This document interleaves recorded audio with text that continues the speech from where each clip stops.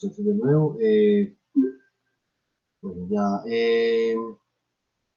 empecé a grabar nuestra sesión, entonces ya podemos empezar mientras todavía nos faltan algunos compañeros, pero ya podemos ir empezando. Bueno, una bienvenida pues a todos y todas. Me voy a presentar. ¿Qué vamos a hacer pues hoy también para comentarles como el orden del día? Voy a hacer una breve y pequeña presentación mía. Acto seguido, quiero que conversemos, cada uno de nosotros nos vamos a presentar también. Vamos a hablar desde luego de generalidades de la asignatura. Vamos también a realizar una primera discusión, reflexión en torno a la comunicación, donde vamos a ver pues, un material y vamos a generar un muy buen diálogo inicial para irlo situando y contextualizando de lo que vamos a ver en teoría de la comunicación. Eh, También les voy a mostrar, los voy a familiarizar con los recursos que vamos a utilizar en la asignatura y finalmente concluiríamos con concertación de evaluación. ¿Bien? Bueno, en ese orden de ideas empiezo yo. Me voy a presentar. Yo me llamo John Freddy Vergara Vélez. Yo soy comunicador audiovisual graduado de nuestra facultad, aproximadamente unos 12, 13 años. Eh, He transitado, he estado en varias instituciones educativas de aquí en la ciudad. Eh, También he laborado en el área pues, de comunicación y relaciones públicas de manera externa. Soy magíster en comunicación educativa. Eh, Mi énfasis profesional como comunicador audiovisual, docente e investigador. Elaboro proyectos de investigación, muchachos, trabajo fuertemente con la investigación. Está más puesto a indagar en fenómenos relacionados desde luego con la comunicación y transversalizados con ámbitos como la tecnología, cultura y sociedad. Ahorita les amplío un poco más eh, de este camino y parte de la trayectoria pues, de investigación. Y también actualmente hago parte del Comité Defensor del Televidente de Antioquia, donde somos 5 personas en total y tengo una participación muy asidua y recurrente en ese ejercicio de mediación entre lo que es la televisión, el sentido de ser la televisión pública como lo que es este canal, desde luego sus contenidos, cómo se hace o se establece una mediación con los públicos, las audiencias. ¿Cierto? En ese sentido, más que tener una aparición en muchos de estos programas a través de una franja que ya se llama Saber TV, que es el espacio pues, destinado para la Defensoría del Televidente, el ejercicio es muy interesante en la medida en que nos permite a nosotros repensar el papel de la comunicación, la opinión pública, sobre todo la televisión, y cuáles son los intereses que tienen las audiencias, ¿cierto? Estas personas, estos destinatarios finales, que son los que consumen los productos televisivos en este caso. Bueno, eso es como mi presentación de manera muy breve, corta. Ahora proseguimos con ustedes, muchachos. Quiero que nos presentemos de manera muy breve, digamos pues, nuestros nombres, apellidos, en qué semestre estamos, qué han escuchado de la asignatura y qué han escuchado del profesor. Recuerden, nombres y apellidos completos, cómo nos llamamos, en qué semestre estamos, también que digamos qué hemos escuchado de la asignatura y también qué han escuchado del profesor. Empecemos entonces con Alejandro Ramos.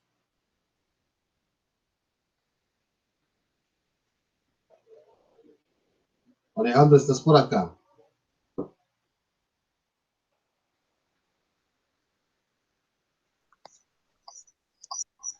Alejandro, hola, sí. Pero sí, solo que está en el computador y tengo la tarjeta de sonido mala, entonces no da el audio. Pero te escuchamos, ya te escuchamos. Bueno, mi nombre es Alejandro Ramos Jiménez, estoy en el cuarto semestre, pues en realidad presencial como el quinto, pero tengo casi todas las materias del cuarto, porque no había cogido el núcleo. Y el semestre pasado vi esta materia, pero la perdí, me quedo como en 2,6. Y la metodología en realidad es buena, solo que pues la plataforma, pues no sé, yo tuve problemas con la plataforma del Poli porque en realidad eso no tiene recordatorios de nada. Entonces digamos que uno tiene que estar muy pendiente de la clase y estar pues metiéndose a hacer los foros y las actividades. Eh, pues me parece que la dinámica del semestre pasado de las exposiciones y hubo mucha participación en clase, pues es mucho de retroalimentarse, de participar, de hacer debates y digamos que esa dinámica sirve para lo que se quiere lograr pues con la asignatura. Muy bien, Alejandro. Muchas gracias por los comentarios y la presentación. Vamos con Brian David Vargas.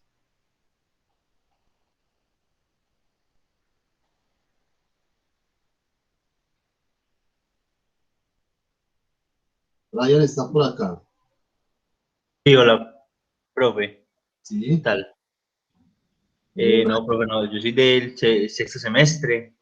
De la clase pues, realmente no he escuchado mucho, pero sí he tenido ya la oportunidad de tener clase en el primer, segundo semestre con usted. Entonces ya conozco que las metodologías son, pues no solamente son interesantes, sino que dinámicas y pues no es como, pues, no sé cómo será la virtualidad, pero cuando la recibí presencial era muy dinámico todo, muy entretenido por lo menos las clases. Ok, Brian, muy bien. Muchas gracias por los comentarios, apreciaciones. César Augusto Salazar. Profe, buenos días. Mi nombre es David Salazar Correa. Estoy cursando aproximadamente séptimo semestre. Eh, Me faltan pues algunas materias y espero pues ya terminarlas para poder empezar a hacer prácticas el otro. La verdad, no he escuchado mucho sobre la materia, ¿cierto? La tenía pues que ver hace tiempito, pero por motivos laborales no la había podido tomar. Y pues ya con los comentarios que han hecho los compañeros anteriores, Alejandro y Brian, yo creo que se presta para, pues como que lo animan a uno como a realmente ponerle atención a la asignatura, porque es la obligación de uno como estudiante, pero realmente generar un interés por ella. Gracias, César. Muy bien. Vamos con Dalia Isabel Montes. Hola, profe, ¿sí se me escucha bien? Sí. Bueno, mi nombre es Dalia Isabel Montes Bermeo, soy de transferencia interna, por ende estoy en el tercer semestre y no he escuchado nada acerca de la materia y del profesor, pues te vimos pensamiento complejo, pues o sea, soy nueva, entonces, o sea, voy a ver pensamiento complejo contigo y teoría de la comunicación, entonces. Ah, ok, Dalia, muy bien. Muy bien. Daniel Echeverri.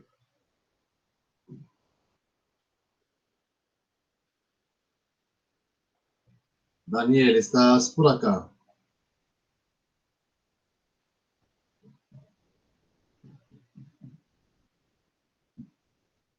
Hola, Daniel.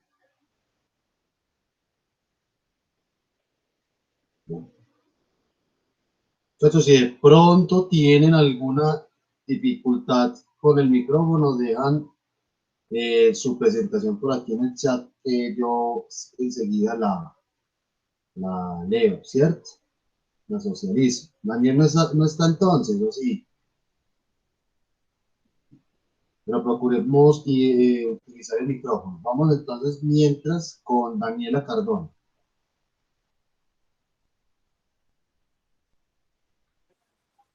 Buenos días, ¿me escuchan? Sí, hola Daniela. Sí. Hola, no va a entender la cámara de pronto para no tener inconvenientes que se dañe el audio como la otra vez. Mi nombre es Daniela Cardona Guisado, soy también de transferencia interna, en realidad no sé ya en qué semestre voy, por ahí sexto más o menos, solo sé que no tengo núcleos, pero yo también apenas lo voy a conocer este semestre, veo la clase de los lunes que es pensamiento complejo con usted, y pues esta. ¿Qué he escuchado de esta materia? La verdad, no he escuchado mucho, pues es la primera vez que la tomaré. Espero Ujú. aprender de ella, nada más. Muy bien, Daniela, muchas gracias. Vamos con Daniel, perdón, con Esteban Botel. Profe, buenos días. Buenos Mi días. nombre es Esteban Botero Grisales. También soy de transferencia interna, pero ya estoy en el quinto semestre pues, de comunicación. De la materia, la empecé a ver el semestre pasado, pero choqué completamente con la metodología de la profesora, porque nada más eran exposiciones y creo que eso no hace parte pues, de un aprendizaje bueno para los estudiantes en este método, que no nada más que exposiciones de los mismos estudiantes. Y de usted, profe, pues la verdad la primera vez que lo veo y empezar con el pie derecho a ver cómo nos va con esta materia esta vez. Muy bien, Esteban, muchas gracias por las apreciaciones. Estefanía Molina. Hola, profe. Me llamo Estefanía Molina Barrera. Soy también de transferencia interna de producción de televisión. Realmente no sé en qué semestre voy. También veo investigación, pensamiento complejo con usted los lunes y pues de la materia no he escuchado nada, pero supongo que debe ser como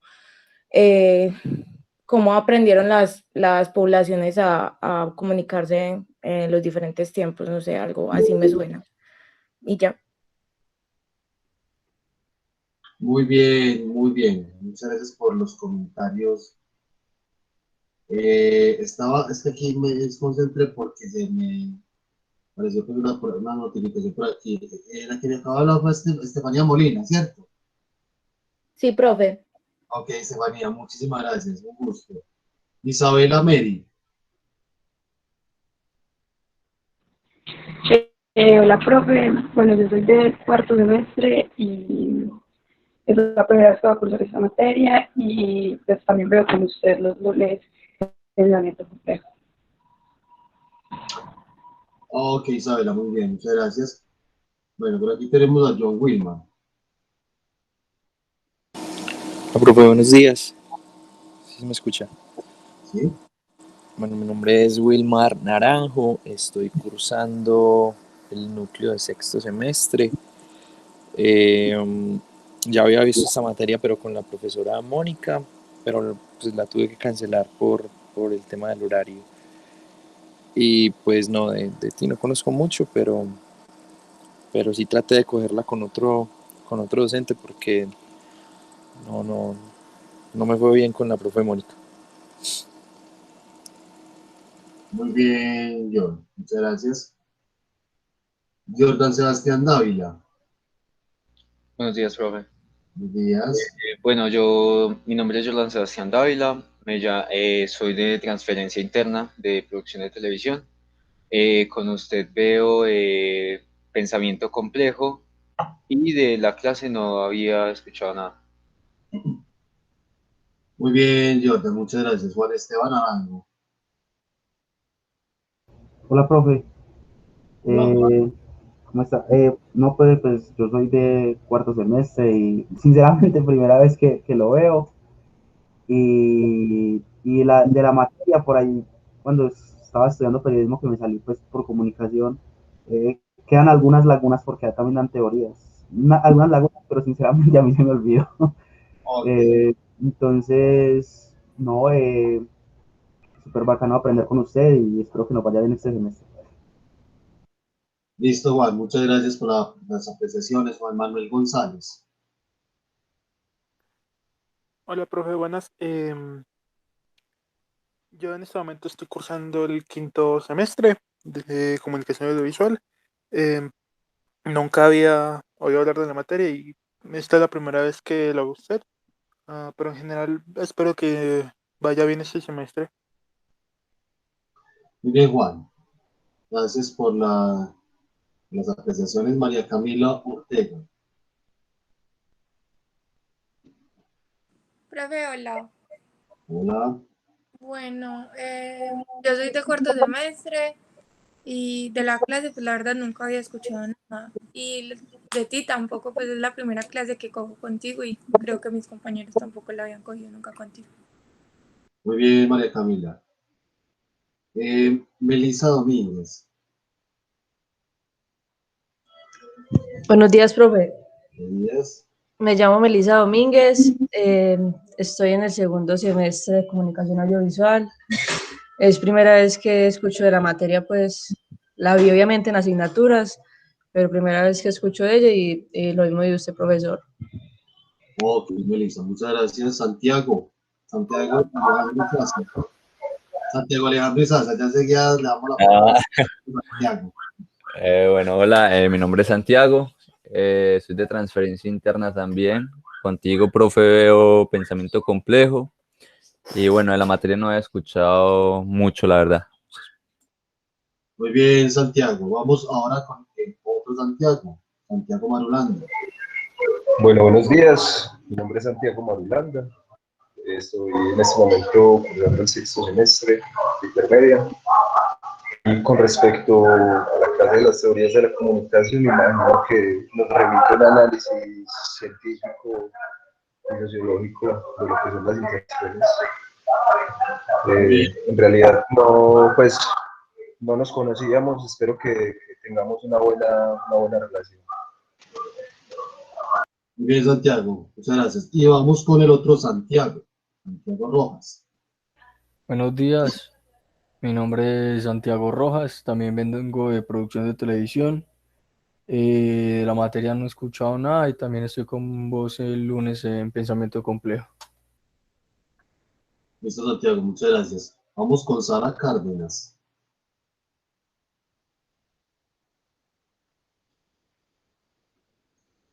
Sara, ¿estás por aquí? Profe, hola. Hola, buenos días. Sí. Sí. Profe, bueno, yo estoy cursando sexto semestre. Ya había visto contigo horticultura. Me gustó mucho la metodología y por eso decidí coger esta materia contigo. Ok, Sara, muy bien, muchas gracias. Bueno, tenemos por aquí a Sofía Pavón. Hola, profe, ¿cómo está? Buenos días. Bien, bueno, mi nombre es Sofía Pavón Herrera, también soy de transferencia interna, realmente no sé en qué semestre voy.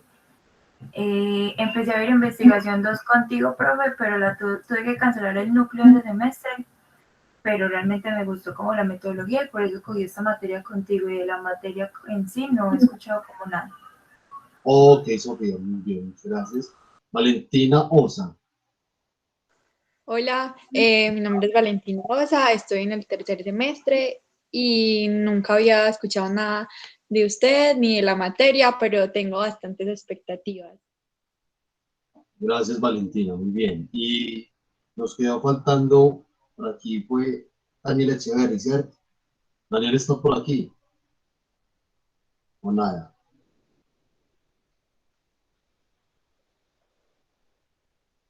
Daniel, hola.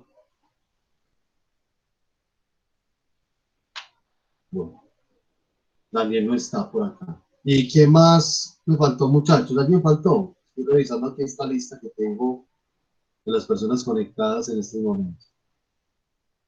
En este momento, ¿nadie más? Bueno, muchachos, muy bien. Entonces, vamos a generar una pequeña discusión muy reflexiva, desde luego muy epistémica, de este asunto de las teorías de la comunicación. Miren el nombre que tiene, teorías de la comunicación. Uno asume que serían varias teorías que giran o se han construido en torno a la misma comunicación, ¿cierto? Muy sencillo. O debería llamarse teoría de la comunicación o teoría de las comunicaciones. Dicho eso, ¿qué diferencia encuentran ustedes con lo que les acabo de decir? ¿Me repites, por favor, profe? Sí, la asignatura la denominan teoría de la comunicación, ¿cierto? Así se llama. Así se llama nuestro curso. Pero entonces, ¿qué pasa si se llamara teoría de la comunicación, solamente teoría, o debería ser teoría de las comunicaciones? Entonces, ojo pues, teoría de la comunicación, o sea, en singular, o teoría de las comunicaciones. ¿Qué diferencia ustedes ven o encuentran en esos tres títulos, en esos tres nombres, en esas tres categorías? Pues yo me imagino, por ejemplo, que con teorías de la comunicación tiene que ver más con varias perspectivas, ¿cierto? Con varios puntos de vista que vamos a ver con respecto al tema. Y cuando se habla de la teoría en sí es porque es desde un ámbito más general, imagino yo. Con teorías de las comunicaciones, ¿cierto? Esa es la tercera. Sería la segunda, teoría de, sí, la tercera, perdón, teoría de las comunicaciones. Sí, esa es la tercera. La teoría de las comunicaciones me suena más como al ámbito de las comunicaciones como un sistema, ¿cierto? De interacciones, pero pues en realidad no lo tengo muy claro. Muy bien. Muy interesante tus apreciaciones, Santiago. ¿Qué más encuentran ustedes ahí? ¿Qué diferencias se encuentran entre teorías de la comunicación, la cual llamamos teoría de la comunicación en singular, y teoría de las comunicaciones? Perdón, sí, aquí me interrumpí. No, no hay problema. Sí. Yo encuentro que puede haber yo encuentro que teoría de las comunicaciones y teorías de la comunicación pueden tener un enfoque similar en que hablan de varias formas de entender de varias formas de comunicarse desde diferentes ámbitos y posibles puntos de vista. Mientras que ya hablando de una teoría de la comunicación, implicaría como que esa versión unificada, esa versión de la cosa más básica que sería lo de emisor, receptor y el mensaje. Muy bien, Juan. Excelente, muchas gracias por tus apreciaciones. ¿Quién más encuentra algo diferencial entre estos tres términos o categorías? Bueno, profe, en teorías de la comunicación vamos a tocar, como dicen ya los compañeros, varios temas para ya entender el tema, y ya en teoría vamos a ver solo un solo conjunto para entender este mismo, pero para llegar a varias comunicaciones ya nos referimos a teorías de la comunicación. Vamos a ver varios temas para entender diferentes términos de la comunicación. Muy bien, gracias, Santiago. Gracias por tus apreciaciones. ¿Quién más tiene alguna perspectiva, opinión que nos quiera compartir? Recogiendo lo que ustedes acaban de decir, chicos, muy pertinente y muy importante desde luego. Si analizamos estos términos que en primer lugar nos dice teorías de la comunicación, asumimos que existen diferentes miradas, perspectivas, que eso en sí mismo lo que comúnmente denominamos como teorías, conceptualizaciones de tipo teóricas que tienen un sustento científico, ¿cierto?, sobre un tema o sobre un área en particular, en este caso la comunicación o una disciplina en particular. Teorías de la comunicación, varias perspectivas, hay un plural ahí. Si nos dijeran que nos llamáramos teorías de la comunicación, sería un concepto unificado, como si estuviéramos trabajando solo y únicamente de una manera muy reductible una conceptualización teórica, ¿cierto? Una perspectiva sobre la comunicación. Y si nos hablaran de teoría de las comunicaciones, es como si fuéramos a abordar una teoría vista y trabajada desde diferentes manifestaciones comunicativas. Comunicaciones, plural, ¿cierto? La comunicación verbal, no verbal, etcétera, ¿cierto?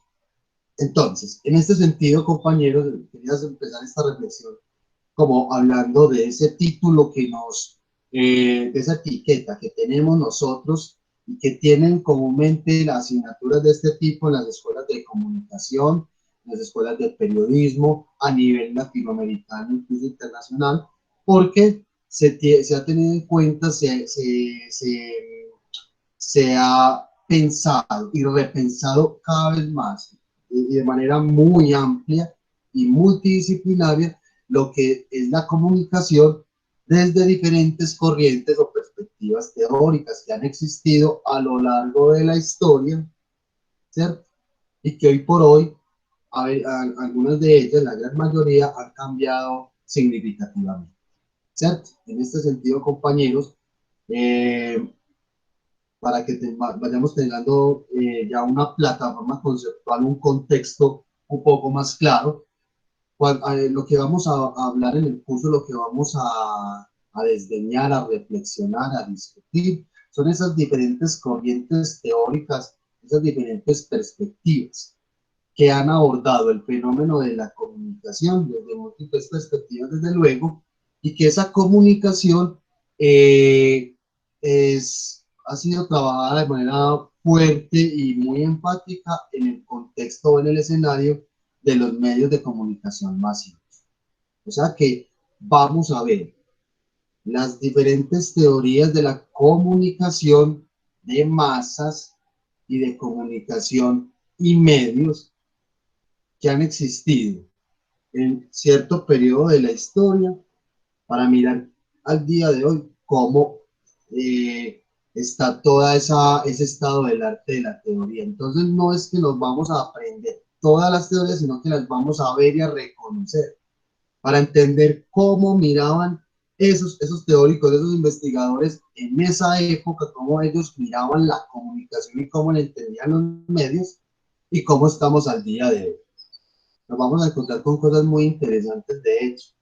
Les van a aparecer muchas de esas corrientes vistas nosotros desde esta contemporaneidad, ¿cierto? Desde este mundo tan postmoderno en el que hemos venido construyendo, que muchas de esas conceptualizaciones o perspectivas teóricas de la comunicación de antes nos parecen muy extrañas, ¿cierto? Nos van a parecer muy extrañas, como no tan alocadas, pero sí muy desconectadas de la realidad de hoy, ¿cierto? Porque recuerden, compañeros, que las teorías en cualquier índole, vista o trabajadas desde cualquier disciplina, también responden a unas miradas de época, ¿cierto?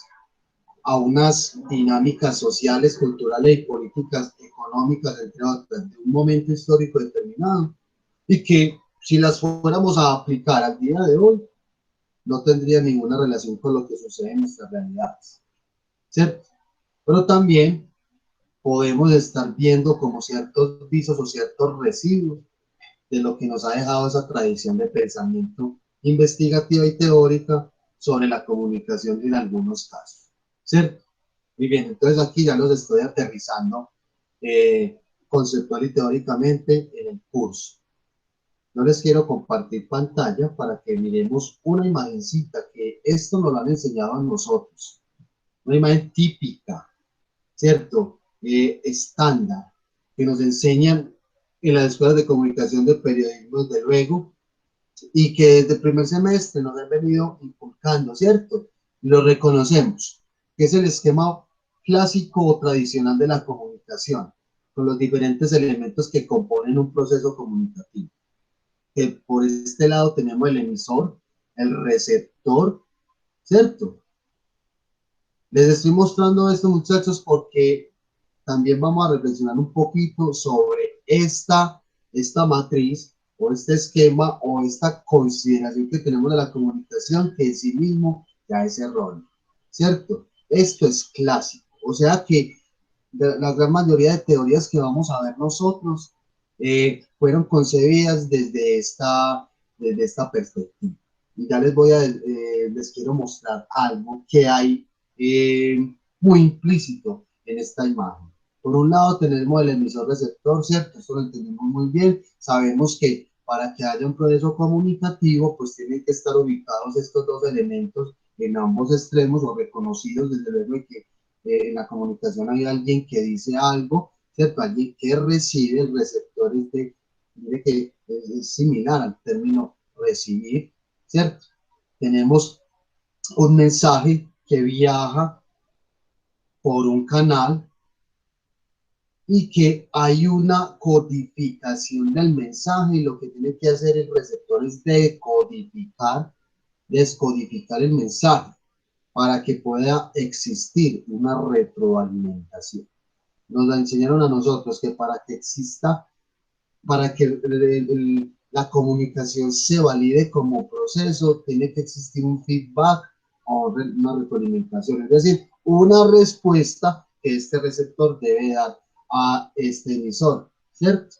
Y que también nos enseñan dentro de este esquema clásico que en el proceso de comunicación se pueden presentar ruidos y que en sí mismo el proceso comunicativo tiene que estar enmarcado en un contexto particular, ¿cierto? Son elementos a grandes rasgos que están contenidos en este esquema, pero es un esquema muy reduccionista, muy lineal. Y si bien no lo estamos mirando de esta manera horizontal, la relación entre emisor y receptor es más vertical, porque aquí viene lo siguiente.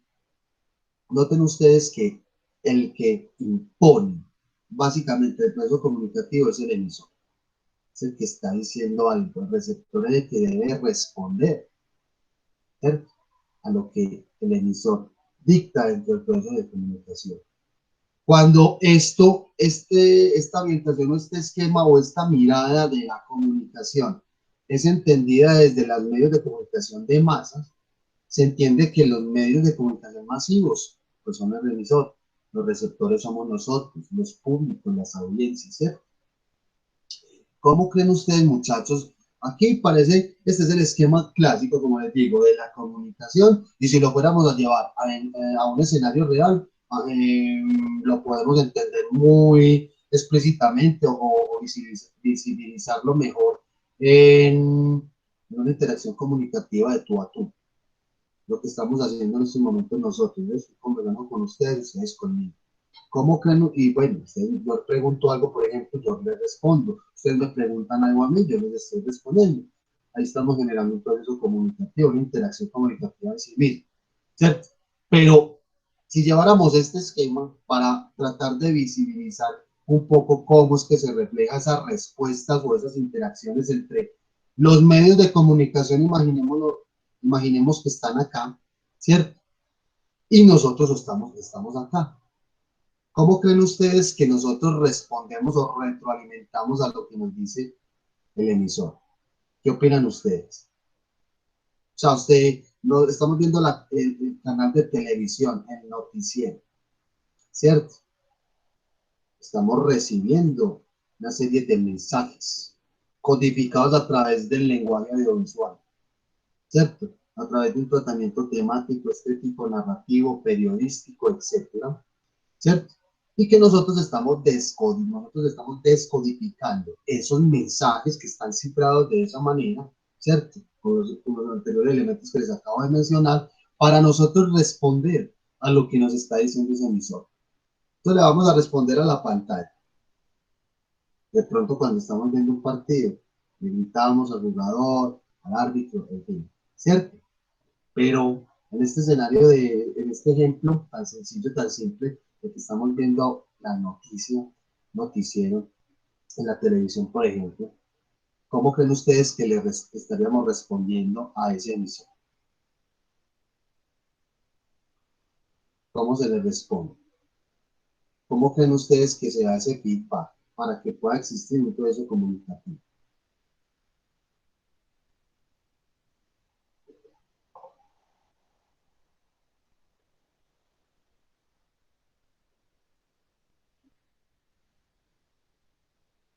Muy abstracta los puso a pensar. Profe, Sí, Juan. yo creo que uno uno en esa situación no puede responder con el mismo en el mismo canal en el que se envió el mensaje, porque no hay forma de que ese mensaje puede ser transmitido por ahí. Entiendo que es un proceso comunicativo que para que haya retroalimentación habría que utilizar otro canal que puede o puede que no sea respondido. O sea, puede que es una situación en donde la retroalimentación no es segura. Como por ejemplo. No sé, a estos mensajes que yo recuerdo que mandaban del defensor del televidente, que eran sobre los contenidos que había en los canales como en RCN. Ok, listo. Muy bien. Interesante la postura, Juan Manuel. Ya te entiendo qué es lo que estás planteando. Muy bien, muchachos, ¿qué más creen ustedes? ¿Qué formas existen para hacer esa retroalimentación, esa respuesta a lo que nos está diciendo el emisor? En el contexto de los medios de comunicación masivos, colocamos el ejemplito de canal de televisión, noticiero, un noticiero, cualquiera que sea.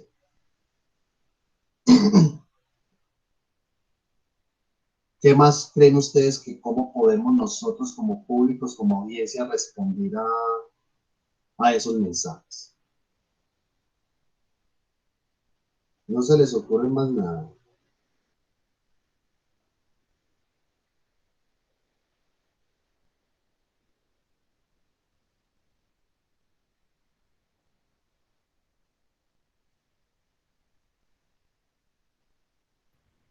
Profe, ¿tú me puedes repetir, por favor, qué fue lo que preguntaste? Es que tengo muchas interferencias con el internet y no he podido escuchar bien la clase, entonces no entiendo qué estás preguntando. Estoy preguntando que en el caso de los medios de comunicación masivos ubicados como emisores, nosotros como públicos, como audiencias, como receptores, ¿cómo le respondemos o generamos ese feedback o esa retroalimentación a lo que estamos viendo, por ejemplo, en un canal de televisión? O sea, ¿cómo le respondemos a ese emisor que es un medio de comunicación masivo?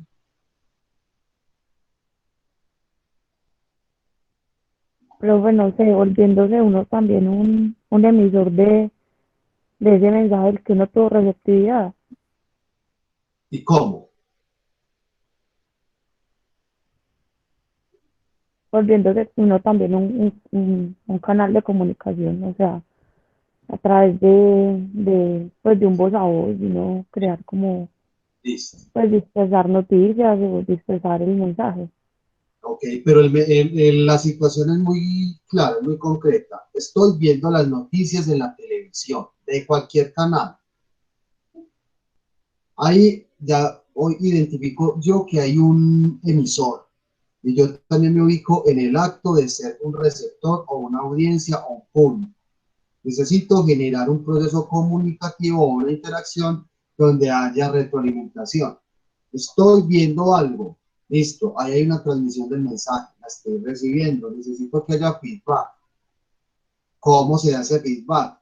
Entonces acaban de decir cosas muy interesantes y ahorita las vamos a tocar. Muy bien, pero necesito responderle a ese mensaje, responder a ese emisor, perdón, que me está emitiendo, me está transmitiendo, me está dando ese mensaje. Pues de una forma también podría, pues no sé, o sea, la verdad estoy respondiendo y no sé si está bien, después de este tema. Pero, pues no sé, cuando uno decide no quedarse más en un canal, eso no es una forma de respuesta, pues como... Podría ser muy interesante eso. No decidir irme, ¿cierto? No estar ahí. Muy interesante. Ahí hay una acción. Muy bien, ¿qué más piensan ustedes, muchachos? ¿Cómo le respondemos a eso que estamos viendo en la televisión, a esa noticia? Sí, Santiago. Bueno, profe, pues desde mi ignorancia, ¿cierto? De desconocimiento del tema en este momento, pienso yo, no sé, digamos un programa de estos de concurso donde hacen que el televidente llame al canal y participe dentro del mismo también, en plan con llamadas, con participaciones de sorteos, de lo que sea, o esto del periodista soy yo y demás, pienso yo, de esta manera puede ser. Muy bien, Santiago, muy interesante lo que dices. Pero eso es porque ya existen unos canales que se habilitan para que el público interactúe con los presentadores del programa, con el mismo contenido del programa. Pero lo estoy planteando, de hecho, en el escenario más simple, y es tú ubicado frente a una pantalla de un televisor. Ahí, no tienes teléfono, no hay absolutamente nada para que puedas interactuar con el personaje que se está representando ahí.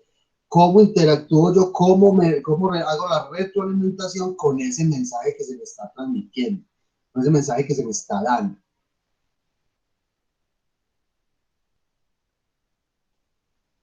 Han dicho cosas que por ahí dan pistas de algo. Profe, no sé si está bien, pero pues ahí nos está transmitiendo pues una información por un canal que es el televisor, ¿cierto? Yo creo que la retroalimentación sería que el emisor pues tuviera como otro canal como por aparte, que sería como una red social, donde uno, mientras ve la información, uno podría responder por medio de esa red social. Ok, muy bien, listo. Sería lo ideal. Ubiquémonos para que entendamos mejor y ya vamos a solucionar esta inquietud. Ubiquémonos en los años 60, cualquier lugar del mundo. Los años 60 y estamos frente al televisor. El emisor, el medio de comunicación masiva, en este caso la televisión, pues nos está emitiendo un mensaje, nos está dando un mensaje. Nosotros somos la audiencia, ¿cierto? Y estamos viendo un noticiero del momento. ¿Cómo creen ustedes que en ese contexto, de los años 60, había esa retroalimentación? Profe, pues lo único que a mí se me ocurre, pues si se me ocurre es como pues como se ha hecho muchas veces, que es el rating, no sé, o si algo le gusta a una persona, si les gusta al público, entonces hay más rating, y si no le gusta, pues un poco menos. Pero el rating es cuantitativo. El rating lo que mide es la capacidad de consumo, el alto consumo, pero no dice, no más nos dice cuántas personas, ¿cierto? No pasa el número. Necesitamos saber es cómo creen ustedes que una persona en ese contexto le está respondiendo al mensaje que le está dando el medio de comunicación. La televisión en este caso. Le estará respondiendo en la pantalla.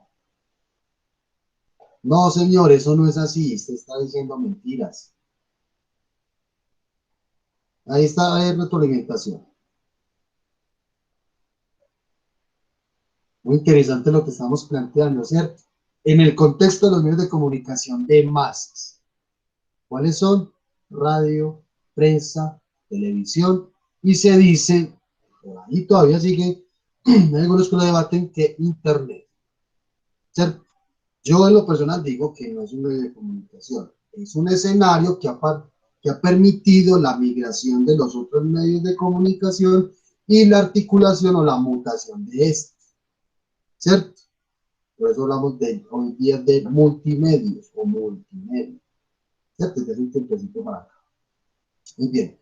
Pero lo que ha sido la radio, la prensa, la televisión, se han considerado los tres grandes medios de comunicación de masas. ¿Cierto? Muy bien. Compañeros, ¿qué tal que si les digo que en ese contexto, ubicándonos otra vez en los 60, estamos presentes frente a un televisor, le vamos a responder al mensaje que se les está dando y les voy a decir lo siguiente. La retroalimentación que se le da a ese mensaje no es lo que yo le diga a la pantalla, desde luego. Se da en otros escenarios como lo social y lo cultural. Es decir, afecta significativamente las percepciones y los comportamientos de los individuos que despliegan en diversidad de espacios sociales y culturales, y de esa manera vemos que hay retroalimentación del mensaje. Les dirán, ¿cómo así, pro? Vamos a ver cosas muy sencillas, bueno, no tan sencillas, pero sencillas que se complejizan, como por ejemplo las modas, las estéticas, ciertos gustos, hábitos, comportamientos sociales, cosas que la gente ve en la televisión, por ejemplo, las replica o significan lo que es su actuación social, lo que significan e inciden en sus percepciones políticas, inciden en la manera de relacionarse con el otro, inciden en diferentes actos y actividades de la vida humana, en el contexto de la cotidianidad. De esa manera, muchachos, es posible detectar esas retroalimentaciones frente a lo que se consume. Recuerden que ahí es esto acá estamos viendo de nuevo el esquema clásico y es un emisor acá, un receptor, pero recuerden que esta relación es vertical, ¿cierto? Porque los medios de comunicación están aquí arriba, son los que están produciendo la información. Nosotros, las audiencias, los públicos, somos los de abajo, los que debemos de recibir esto, ¿cierto? Pero ojo, recuerden que este es el esquema clásico, ¿listo? Donde muchas de estas teorías se ubicaron en esta dimensión. ¿Listo? Eso entonces les estaba diciendo que para ubicarnos un poco, de que muchas de estas teorías fueron consolidadas, fueron estructuradas, pensadas desde esta lógica. Y que hoy por hoy hemos logrado subvertir esto para ya hablar de un proceso comunicativo que es así. Tanto emisores y receptores están relativamente en unas iguales condiciones y que hoy por hoy, desde hace un tiempo hacia acá, el receptor, por ahí viene una pista muy interesante, fue convertido, asume un rol de emisor también, ¿cierto? Muy interesante ese concepto. Nosotros vamos al final y lo vamos a desarrollar en una asignatura que es la que sigue de teoría de la comunicación, se llama teoría de la recepción, no es la continuación, no, es otro andamiaje conceptual sobre el asunto de la comunicación de masas y otras reflexiones, de hecho otros estudios que hacemos, otros abordajes del proceso de comunicación, por ejemplo, en el contexto de las comunicaciones digitales, ¿cierto?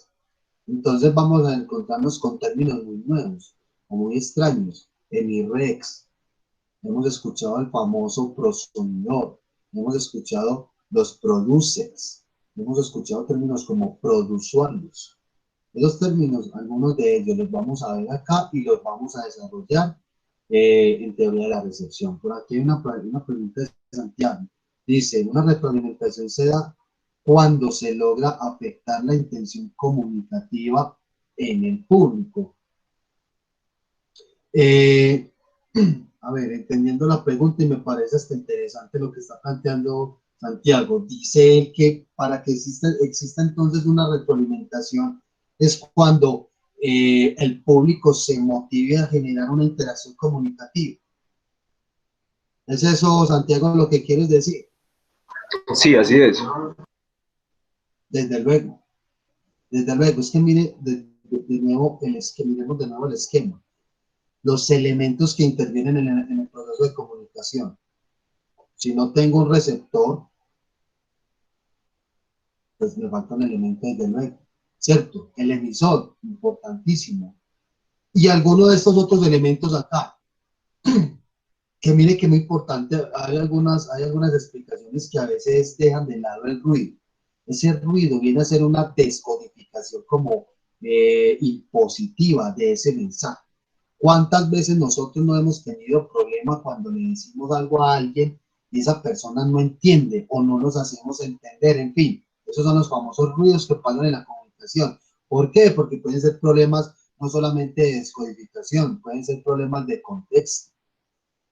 Algo dicho en un contexto diferente tiene un significado distinto, ¿cierto?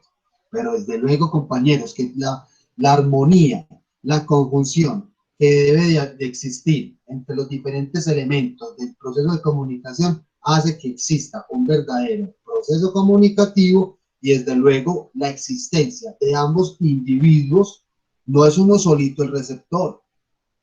Hablamos de audiencias masivas, públicos.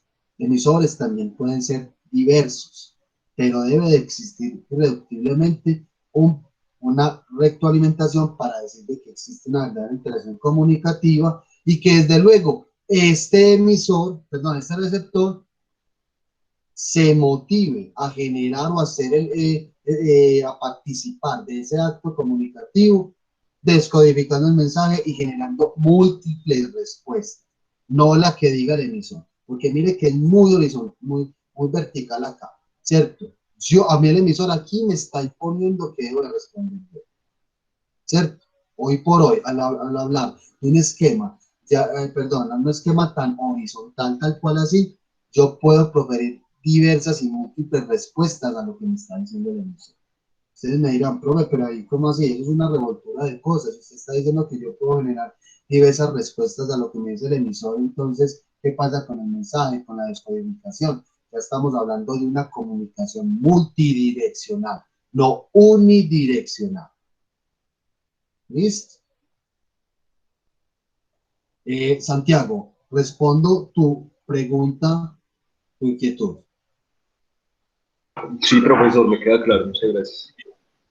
Okay, muy bien, muchachos. Compañeros, en ese sentido, les quiero mostrar una pequeña intervención que se denomina cómo los medios sociales pueden hacer historia, muy interesante, que aquí se nos mete las redes sociales y cómo las redes sociales y los espacios digitales y virtuales le ha servido a las personas, a esas audiencias que antes eran pensadas como unas audiencias, unos públicos pasivos, simplemente supeditados al consumo y a la recepción de información. Ya la cultura de la participación es fundamental para entender ese proceso comunicativo horizontal que estábamos hablando acá. Listo. Entonces vamos a ver esta charlita y ya generamos discusión frente a lo que se nos dice. Les comparto pantalla, desactivo cámara para que podamos visualizar bien. Y me dicen si se está viendo pantalla, chicos. ¿Están viendo pantalla? ¿Sí? Sí. Ok, voy a empezar a reproducir un momentico para validar el audio, para que me digan si se escucha. ¿Se escucha? Sí, profe. Muy pasito, pero se escucha. A ver. Ahora sí. Sí, profe, se escucha perfecto. Perfecto. Vamos a ponerle atención, muchachos, por favor. Formed media landscape and what it means for anybody who has a message that they want to get out to anywhere in the world. And I want to illustrate that by telling a couple of stories about that transformation. I'll start here. Last November, there was a presidential election. You probably read something about it in the papers. And there was some concern that in some parts of the country there might be voter suppression. And so a plan came up to video the vote. And the idea was that individual citizens with phones capable of taking photos, making video, would document their polling places on the lookout for any kind of voter suppression techniques and would upload this to a central place. And that this would operate as a kind of citizen of observation, that citizens would not be there just to cast individual votes, but also to help ensure the sanctity of the vote overall. Right? So this is a pattern that assumes we're all in this together. What matters here isn't technical capital, it's social capital. These tools don't get socially interesting until they get technologically boring. It isn't when the shining new tools show up that their uses start permeating society. It's when everybody is able to take them for granted. Because now that media is increasingly social, innovation can happen anywhere that people can take for granted the idea that we're all in this together. And so we're starting to see a media landscape in which innovation is happening everywhere and moving from one spot to another. That is a huge transformation. Not to put too fine a point on it, the moment we're living through, the moment our historical generation is living through, is the largest increase in expressive capability in human history.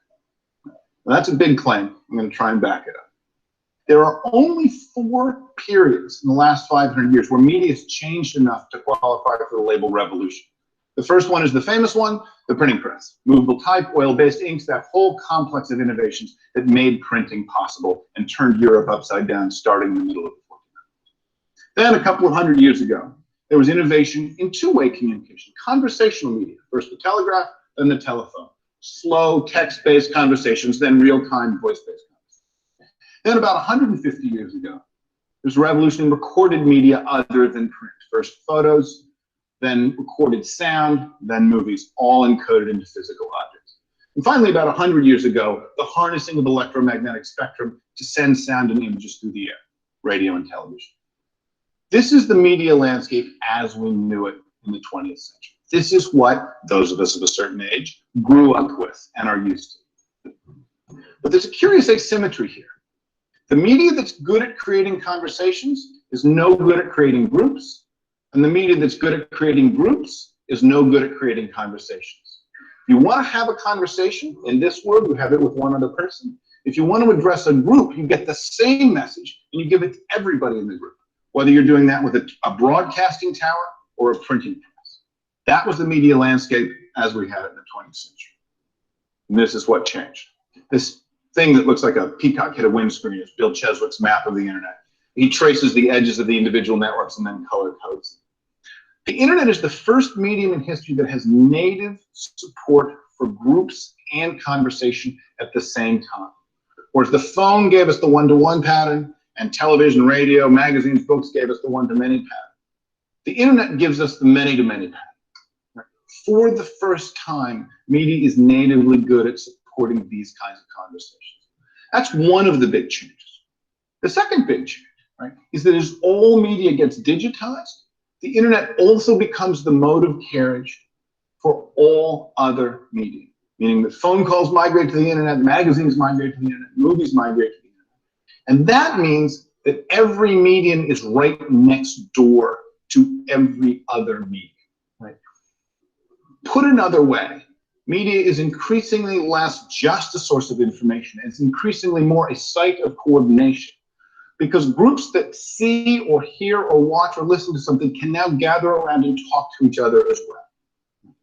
And the third big change, right, is that members of the former audience, as Dan Gilmore calls them, can now also be producers and not consumers. Every time a new consumer joins this media landscape, a new producer joins as well, because the same equipment, phones, computers, let you consume and produce. It's as if when you bought a book, they threw in the printing press for free. It's like you had a phone that could turn into a radio if you pressed the right buttons. Right? That is a huge change in the media landscape we're used to. And it's not just internet or no internet. Right? We've had the internet in its public form for almost 20 years now. And it's still changing as the media becomes more social. It's still changing patterns, even among groups who know how to deal with the internet. Second story. Last May, China in the Sichuan province had a terrible earthquake, 7.9 magnitude, massive destruction in a wide area, as the Richter scale has it. And the earthquake was reported as it was happening. Right? People were texting from their phones. They were taking photos of buildings. They were taking videos of buildings shaking. They were uploading it to QQ, China's largest internet service. They were Twittering it. Right? And so as the quake was happening, the news was reported. And because of the social connections, right? Chinese students coming elsewhere and going to school, or businesses in the rest of the world opening offices in China, right?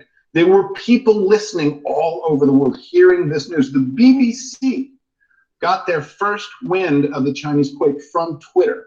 Twitter announced the existence of the quake several minutes before the US Geological Survey had anything up online for anybody. The last time China had a quake of that magnitude, it took them 3 months to admit that it had happened. Now, they might have liked to have done that here rather than seeing these pictures go up online. But they weren't given that choice because their own citizens beat them to the punch.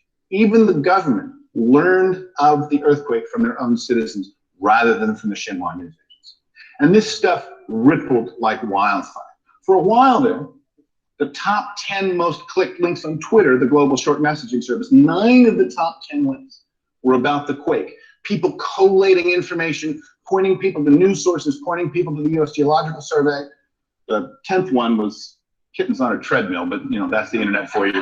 But 9 of the 10 in those first hours. And within half a day, donation sites were up and donations were pouring in from all around the world. This is an incredible, coordinated global response. And the Chinese, then in one of their periods of media openness, decided that they were going to let it go, that they were going to let this citizen reporting flower.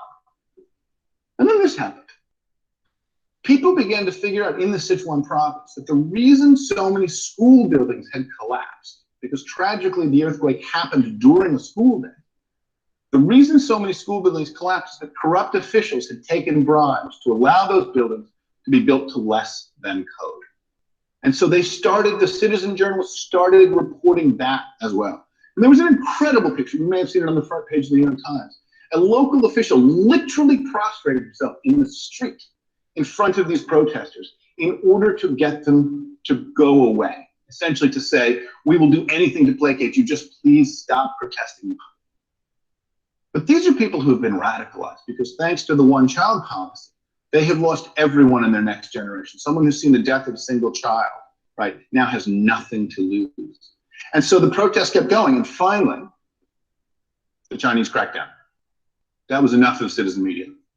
And so they began to arrest the protesters, they began to shut down the media that the protests were happening. China is probably the most successful manager of internet censorship in the world, using something that's widely described as the Great Firewall of China. And the Great Firewall of China is a set of observation points that assume that media is produced by professionals. It mostly comes in from the outside world. Right? It comes in relatively sparse chunks, and it comes in relatively slowly. And because of those four characteristics, they are able to filter it as it comes into the country. But like the Maginot Line, the Great Firewall of China was facing in the wrong direction for this challenge, because not one of those four things was true in this environment. Right? The media was produced locally, it was produced by amateurs, it was produced quickly, and it was produced at such an incredible abundance that there was no way to filter it as it appeared. And so now, the Chinese government, who for a dozen years has quite successfully filtered the web, is now in the position of having to decide whether to allow or shut down entire services. Right? Because the transformation to amateur media is so enormous that they can't deal with it any other way. And in fact, that is happening this week. On the 20th anniversary of Tiananmen, they just 2 days ago announced that they were simply shutting down access to Twitter because there was no way to filter it other than that. They had to turn the spigot entirely off. Now, these changes don't just affect people who want to censor messages. They also affect people who want to send messages. Right? Because this is really a transformation of the ecosystem as a whole, not just a particular strategy. The classic media problem from the 20th century is, how does an organization have a message that they want to get out to a group of people distributed at the edges of the network? And here's the 20th century answer. Bundle up the message. Send the same message to everybody. National message, targeted individuals, relatively sparse number of producers, very expensive to do, so there's not a lot of competition. This is how you reach people. Right? All of that is over. We are increasingly in a landscape where media is global, social, ubiquitous, and cheap. Now, most organizations that are trying to send messages to the outside world, to the distributed collection of the audience, are now used to this change. The audience can talk back. And that's a little freaky, but we can get used to it after a while as people do. But that's not the really crazy change that we're living in. The really crazy change is here. It's the fact that they're no longer disconnected from each other. The fact that former consumers are now producers, the fact that the audience can talk directly to one another, because there's a lot more amateurs than professionals, and because the size of the network, the complexity of the network, is actually the square of the number of participants, meaning that the network, when it grows large, grows very, very large. As recently as last decade, most of the media that was available for public consumption was produced by professionals. Those days are over, never to return. It is the green lines now that are the source of the freedom. Which brings me to my last story. We saw some of the most imaginative use of social media during the Obama campaign. And I don't mean most imaginative use in politics. I mean most imaginative use ever. And one of the things Obama did, the Obama campaign did, was they famously put up mybarackobama.com, mybo.com. And millions of citizens rushed in to participate and to try and figure out how to help. Right? An incredible conversation sprung up there. Right? And then, this time last year, Obama announced that he was going to change his vote on FISA, the Foreign Intelligence Surveillance Act. Right? He had said in January he would not sign a bill that granted telecom immunity for possibly warrantless spying on American persons. By the summer, in the middle of the general campaign, he said, I've thought about the issue more. I've changed my mind. I'm going to vote for this bill. And many of his own supporters on his own site went very publicly berserk. Right? It was Senator Obama when they created it. They changed the name later. Please get FISA right. Within days of this group being created, it was the fastest growing group on mybo.com. Within weeks of it being created, it was the largest group. And Obama had to issue a press release. He had to issue a reply. And he said essentially, I've considered the issue. I understand where you're coming from.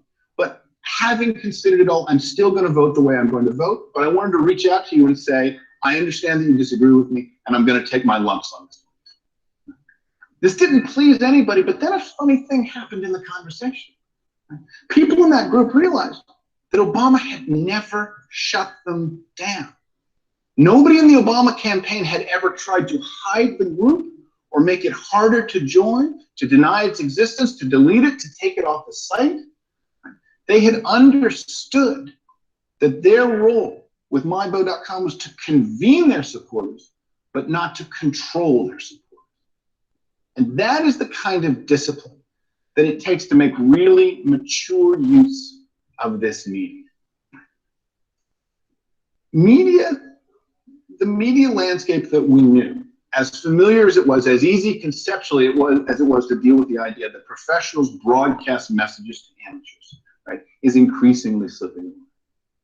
In a world where media is global, social, ubiquitous, and cheap, in a world of media where the former audience are now increasingly full participants, right, in that world, media is less and less often about crafting a single message to be consumed by individuals. It's more and more often a way of creating an environment for convening and supporting groups. And the choice we face, I mean anybody who has a message they want to have heard anywhere in the world, isn't whether that's the media environment we want to operate in. That's the media environment we've got. The question we all face now is, how can we make best use of this media, even though it means changing the way we've always done it? Thank you very much.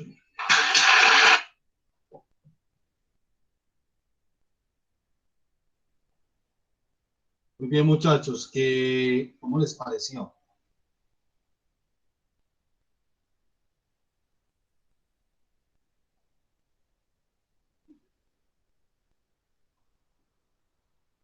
Profe, es bastante interesante todo lo que explica el señor. Es como para darse cuenta de todo lo que implica las redes sociales y el internet de hoy en día. Es un gran cambio a comparación de lo que se hizo en el siglo XX. Es como que nosotros ya lo tenemos muy interiorizado, pero no nos damos cuenta del gran cambio que fue a nivel de conceptualización de los medios. Muy bien, Juan. Muy interesante tu apreciación. Yo lanzo aquí una preguntita con respecto al esquema clásico de la comunicación que estábamos viendo ahorita. ¿Ven ustedes ahí reflejado esa irrupción tan vertical entre emisor y receptor? De lo que nos acaba de decir Hola. Claro, por ejemplo, cuando se da el proceso de censura en un sistema comunista como el Chile, entonces caemos en cuenta pues de que en realidad nosotros estamos en lo más bajo de la pirámide, ¿cierto? Muy bien, Santiago, totalmente. Esta intervención, de hecho, fue realizada, esta conferencia que acabamos de ver, se realizó en el 2009, ¿cierto? Ha pasado bastante tiempo y creo que coincidimos todavía con esta cultura de la participación de audiencias, ¿cierto? Que hoy por hoy, y aquí vamos a tocar temas de esto relacionado con las fake news, es un problema creciente, ¿cierto? La desinformación, que si bien es muy positivo, ese cambio o esa transmutación de los roles entre emisor-receptor también ha generado algo, desde luego menos positivo, como es la proliferación de informaciones malintencionadas o desinformaciones como bien la conocemos.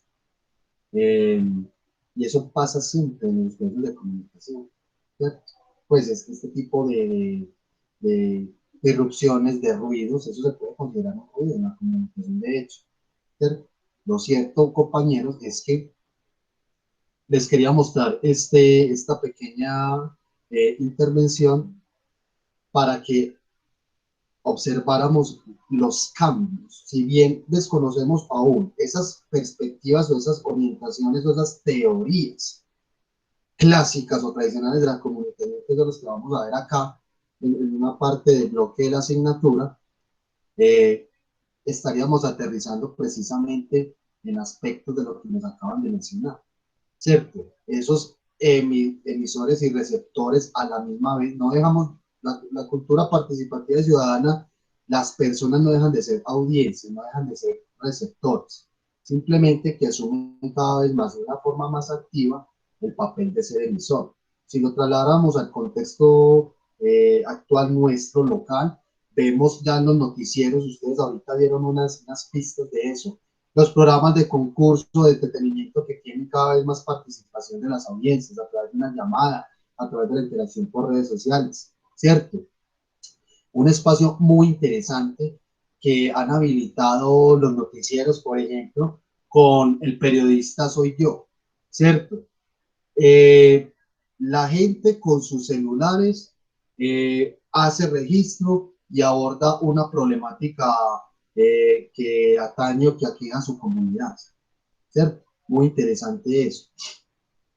El mismo oficio del periodista o del comunicador profesional, como lo decía, nos lo mencionaba este señor en la intervención que hizo, ¿cierto? Los medios de comunicación han cambiado, han transformado su dinámica de producción de contenido.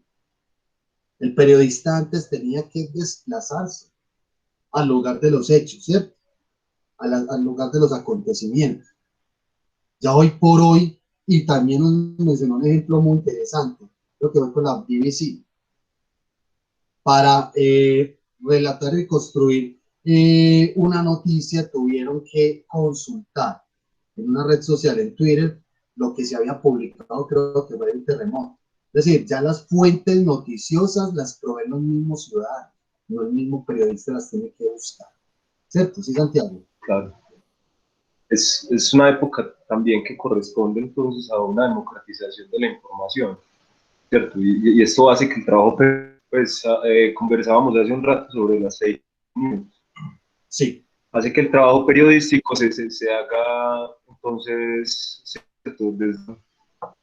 Desde una vocación más seria, ¿cierto? Más delicada, porque hay un panóptico, ¿cierto? Un conjunto de observadores que estamos activos ahí. Perfecto. Sí.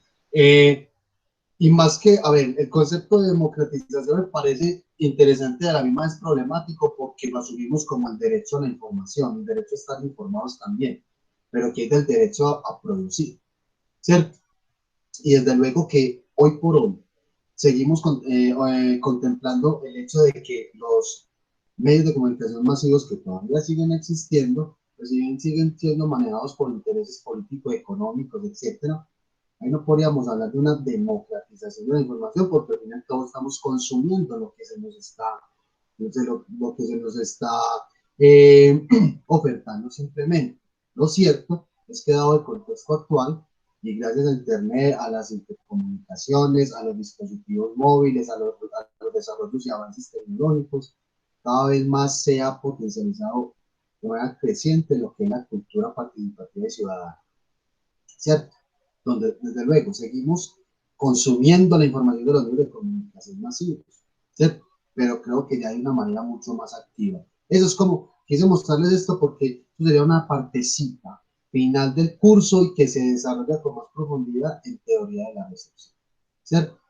Entonces espero que les haya gustado, muchachos, y que lo que conversamos ahorita de ese esquema clásico tradicional de la comunicación aquí ya lo empecemos como a desestructurar, eh, cambiar una perspectiva, ir cambiando cada vez más el paradigma en el cual nos situamos para pensar y repensar la comunicación, pero desde luego que vamos a mirar esas anteriores, ¿cierto? Perspectivas o miradas que se tenían de la comunicación, y sobre todo la comunicación de masas, y vamos a aprender bastante, perdón, de esas perspectivas, ¿cierto? Por último, les quería mostrar algo, 2 minutitos, que eso es muy breve en duración, desde luego. Ya para terminar esta discusión, es terminar de escucharlos a ustedes con alguna intervención que tengan, y ya nos vamos para lo que es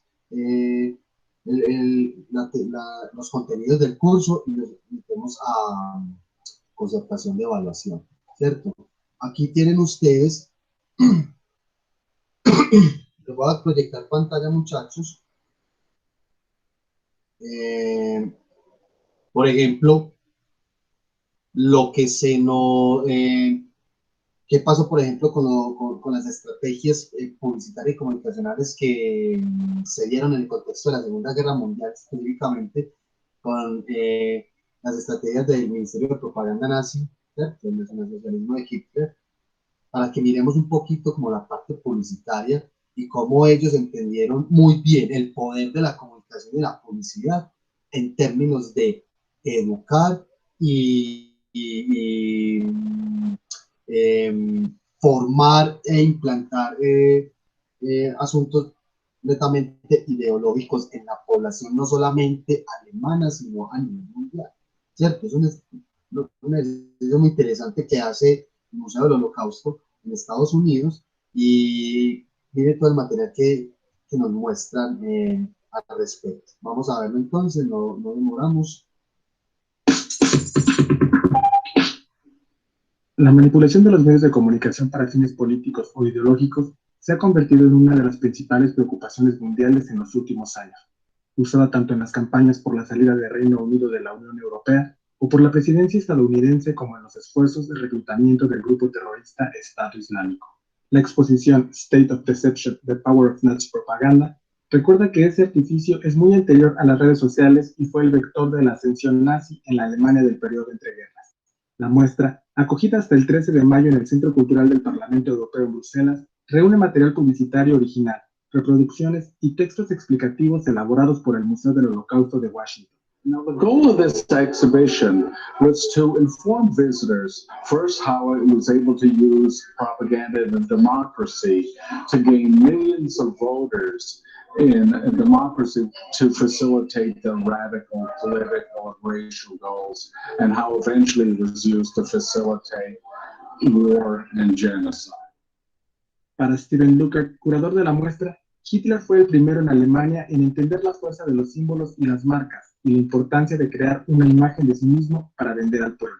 Una vez en el poder, los nazis implantaron su estrategia de publicidad en el sistema educativo, en los juegos para niños, en los periódicos autorizados por el gobierno, películas o radio. One of the things that can be done, of course, is to educate audiences, become more critical consumers of information, how to recognize what propaganda is and how to counter that, or at least to defend themselves against. State of Deception, lanzada en 2009 en el Museo del Holocausto de Washington, se consolidó como la exposición más visitada en los 25 años del establecimiento, atrayendo a 1.7 millones de visitantes durante los 3 años en que estuvo abierta. Con información e imágenes de Marcia Bizzotto, corresponsal en Bélgica, Notimex.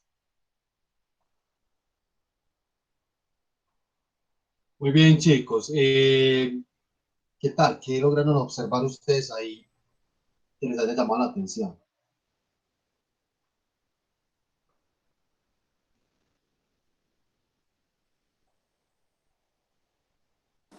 Profe, yo creo pues que en parte es relevante como la parte en que mencionan que pues la manera en que se educa a la audiencia, ¿cierto?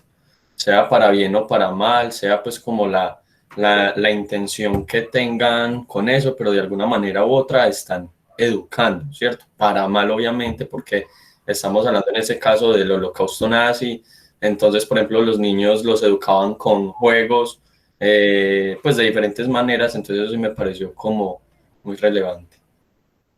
Muy bien, César.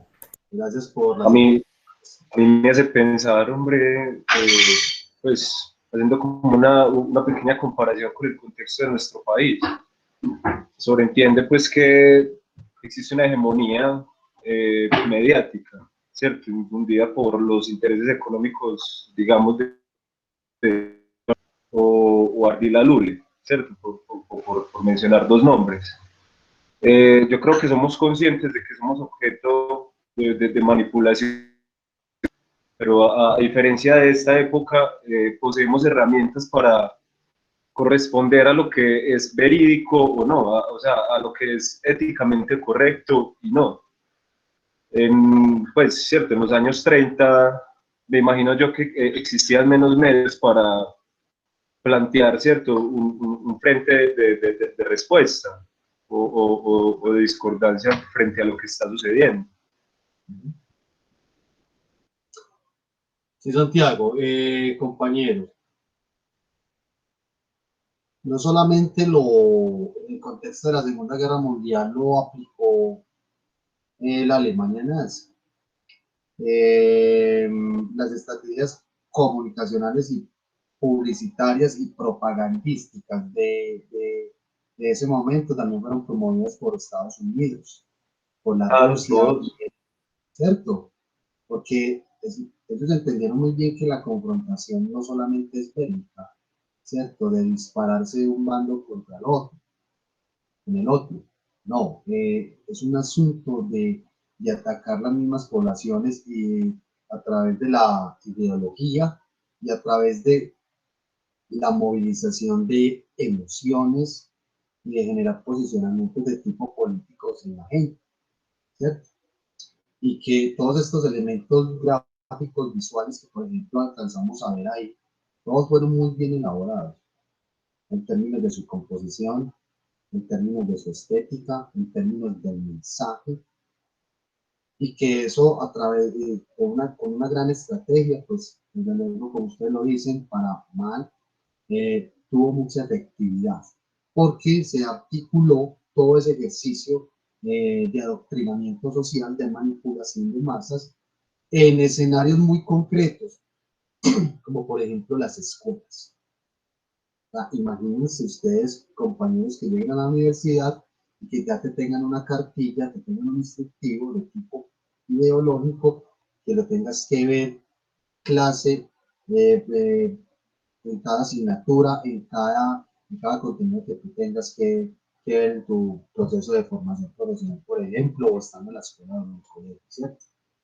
Entonces, mire que todo esto no se queda solamente en imágenes, no se queda en medios. O sea, Claro, profe, incluso en Estados Unidos se veía, disculpe, profe, claro, profe, en Estados Unidos, por ejemplo, se veía mucho que incluso en los cines, ¿no? Pues en Alemania está claro que siempre se veía en los cines, pero en Estados Unidos empezaron a poner propagandas contra los nazis, luego mostraban lo que era un pequeño fragmento de la guerra, antes de cada película, lo que tenemos hoy de cines profesional y todo eso era así, antes mostrando imágenes de la guerra. Luego muestran el cartelcito de I want you for US Army para que la gente se uniera a la armada y defendiera al país. Y comenzaban las películas. Era una propaganda de control de masas totalmente. Muy bien, Santiago. En los mismos dibujos animados, si ven, los pueden buscar en YouTube, de Walt Disney, en el contexto, los que fueron elaborados en el contexto de la Segunda Guerra Mundial, van a ver al Pato Donald, a los otros personajes con el uniforme pues, del ejército estadounidense, y muy interesante cómo representan dentro de los dibujos animados a los enemigos, al japonés, al soldado alemán, ¿cierto? hay todo un despliegue propagandístico, publicitario y comunicacional a gran escala. Miren, muchachos, eso también se los quería mostrar porque no es que haya una teoría que se centre mucho en él, en lo que acabamos de mostrar, pero sí lo trastoca para entender ese modelo comunicacional de ese momento y el contexto en el que se vive, los contextos en los que se vive. ¿Listo? Muy bien, muchachos, algo adicional que quieran comentar, ya para entrar en materia del curso y de la concertación de evaluación, perdón.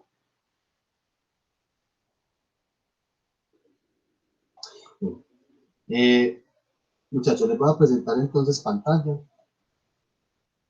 para que veamos lo que es la guía didáctica. La guía didáctica es el currículo, como bien lo conocemos nosotros, o el clase a clase, donde tenemos una presentación del curso, lo que es esta asignatura, lo que pretende, básicamente, para no leerles todo esto, y espero que ustedes lo lean luego con más detenimiento.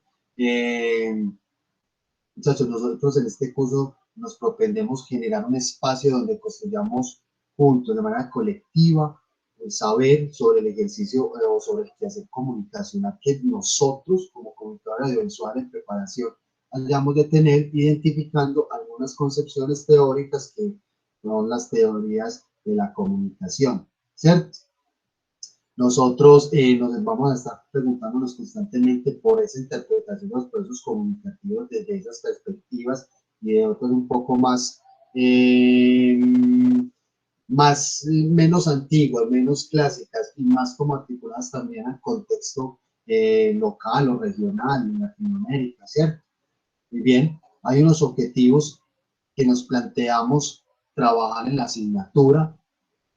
Ustedes se van a ir de acá con un gran conocimiento, esperamos, un gran bagaje en lo que fueron esas teorías de la comunicación y otras corrientes o concepciones teóricas de la comunicación un poco más contemporánea, y que propendemos que ustedes se familiaricen con esos conceptos o esas teorías, ¿cierto?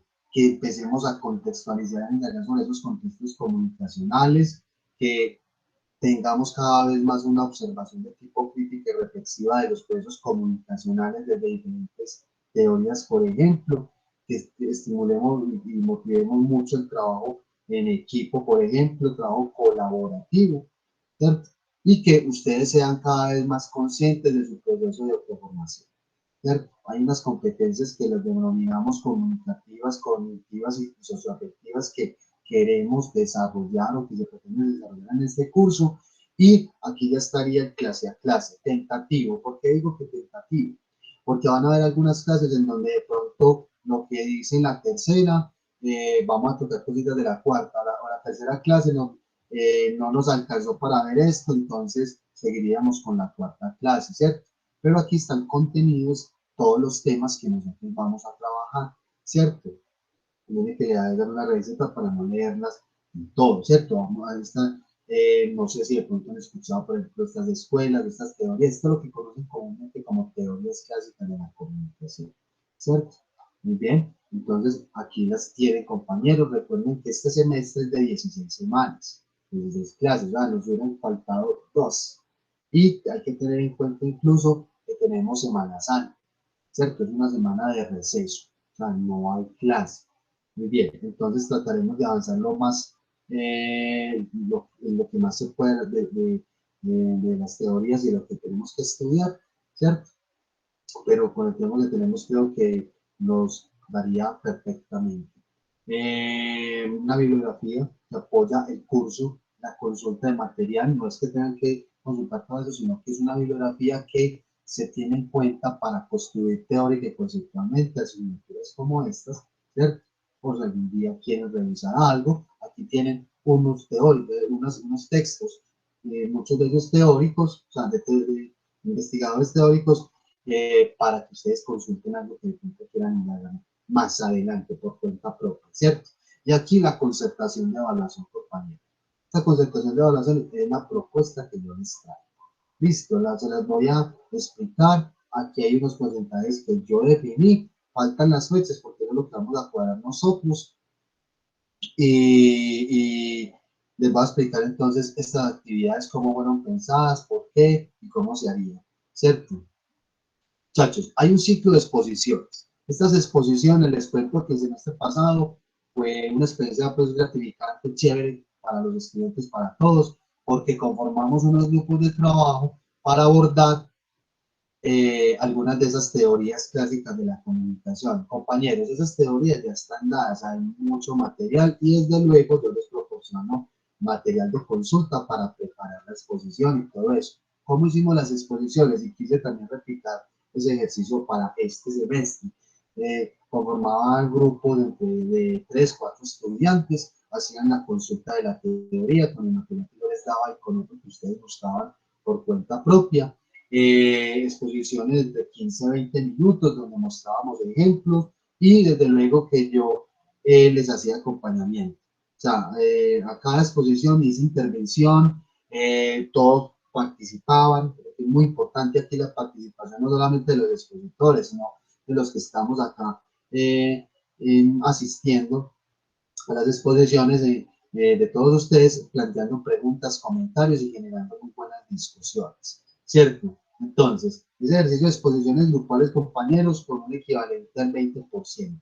Ustedes simplemente exponían y bueno, para esta vez les pediría que aparte de la exposición, construyan un pequeño texto o las diapositivas las dejen bien organizadas y las subimos a un recurso que ahorita les voy a explicar, que es el Drive, ¿cierto? Ahí cumpliríamos con este ejercicio. También desarrollamos dos foros de discusión en polivirtual. Entonces, yo creo que ya estamos familiarizados bastantes con polivirtual, ¿cierto? Hay dos foros de discusión donde generamos discusión frente a unas temáticas que vamos a disponer para generar debate. Listo, muchachos. Hicimos un cuestionario también en polivirtual de 12 y 15 preguntas con 3 intentos. A muchos les fue bien, a otros no tanto, pero porque no estudiaron, pues, en fin, otras cuestiones ya más relacionadas con la disposición de cada estudiante. Bueno, les comento algo, muchachos, que los foros de discusión dábamos un espacio de respuesta de 8 días. Es decir, si lo colocábamos, por ejemplo, hoy, 3 de marzo, tienen ustedes un tiempo de respuesta hasta dentro de 8 días. No es que se cierre pues dentro de este viernes o este sábado, no, 8 días llevamos habilitado al foro para que ustedes tengan tiempo de participar, ¿cierto? Y el cuestionario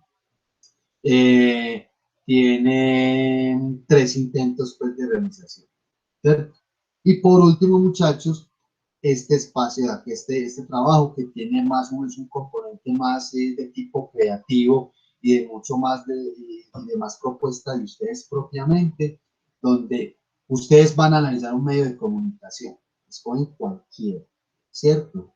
Y van a analizar los mensajes, los contenidos, y lo van a relacionar con algo con algún tema que ustedes les haya llamado la atención, que ustedes hayan trabajado incluso en la asignatura, con cualquiera de los temas o conceptos que trabajamos acá, ¿cierto? Y construyen un blog, un pequeño micrositio web, un espacio virtual, etcétera. Yo les podría mostrar desde luego más adelante algunas experiencias de compañeros que hicieron trabajos muy interesantes al respecto, ¿cierto? Y que eso también es grupal, ¿cierto? Conforman grupos de 3, 4 personas, 4 estudiantes, para hacer un ejercicio de construcción colectiva de este tipo. También equivale al 20%. Muchachos, esa es mi propuesta evaluativa. ¿Qué opinan ustedes? ¿Cómo la ven? ¿Cómo les parece? Muy bien. Bueno, el resto que... Profe, me parece bastante interesante. Ok, muy bien. Si quieren alguna otra propuesta la pueden proponer desde luego.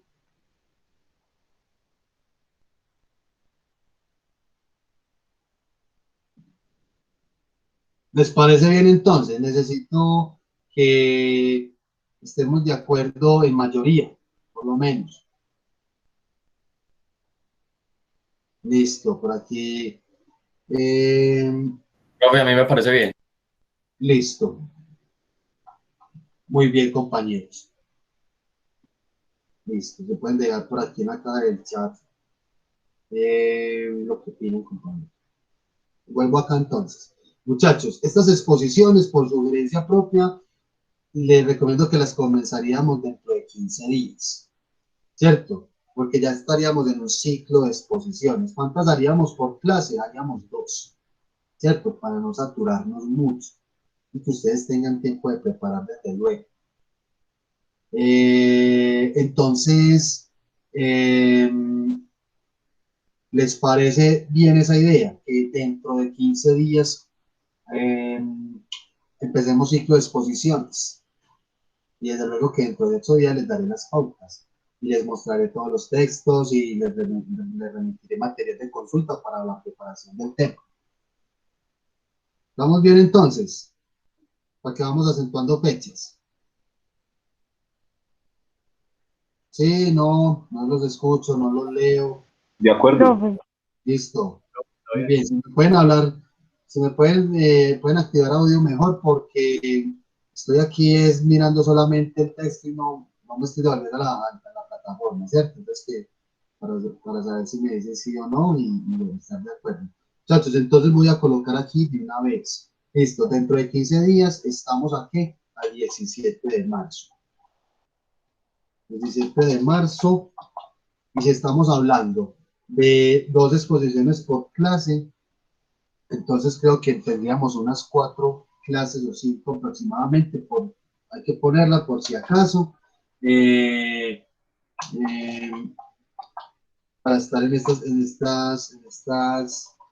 ciclo de exposiciones. Entonces, mire, ojalá tengan calendario en mano.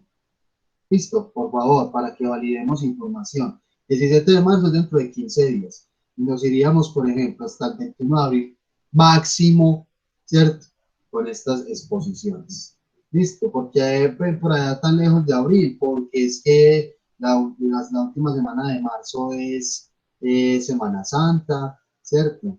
Ya venimos, continuamos, en fin, entonces ahí ustedes contarán del 17, contando el 17.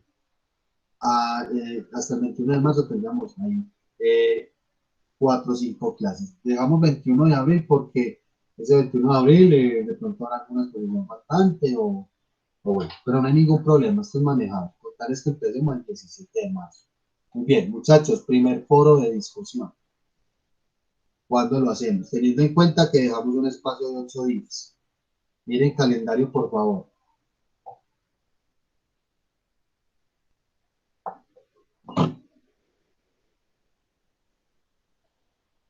¿Cuándo lo podríamos hacer?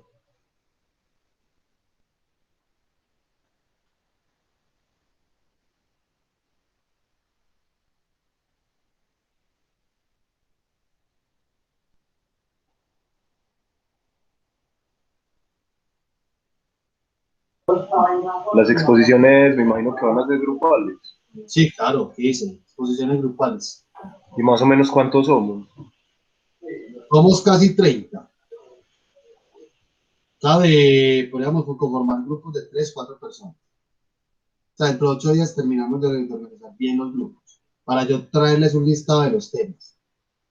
Ah, ok.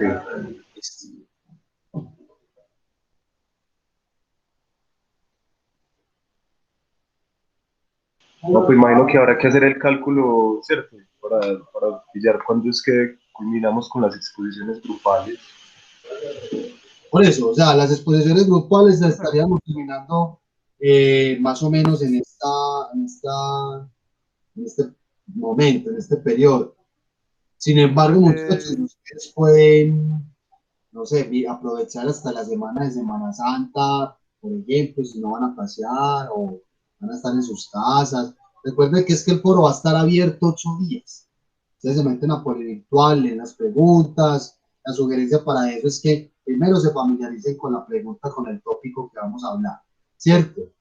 Y ya luego van respondiendo. Tienen tiempo suficiente de responder. 8 días. Sí, alguien me iba a hablar, qué pena lo interrumpí.